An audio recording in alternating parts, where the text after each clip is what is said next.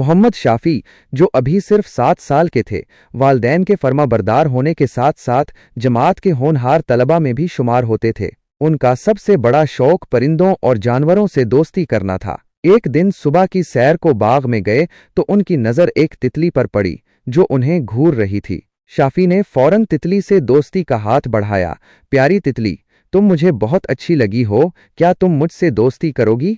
तितली, जो शायद पहले भी किसी इंसान के हाथों धोखा खा चुकी थी, हिचकचाते हुए बोली, मुझे डर लगता है कहीं तुम मुझे नुकसान ना पहुंचा दो। शाफी ने एक लंबा सांस लिया और कहा, अरे नहीं, मेरा यकीन करो, मैं तो परिंदों और जानवरों का सुपर हीरो हूं। अगर तुम मेरी दोस्त बन जाओ तो मैं तुम्हारा इतना ख्याल रखूंगा कि तुम खुद को किसी शहजादी से कम नहीं समझोगी। मैं तुम्हें कभी नुकसान नहीं पहुंचाऊंगा। तितली को शाफी की बातों पर यकीन आ गया और वो मुस्कुराकर बोली, ठीक है, मगर शर्त यह है कि तुम मुझे हर रोज ताज़ा फूलों का रस और एक छोटी सी चॉकलेट दिया करोगे।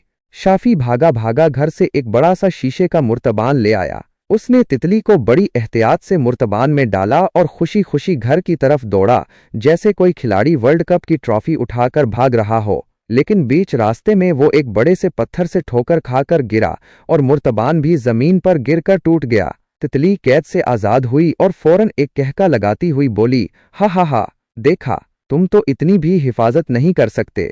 अब मैं चली अपना चॉकलेट ढूंढने। फिर वो तितली कभी इस तरफ लौट कर नहीं आई। शाफी बेचारा मुंह लटकाए रह गया।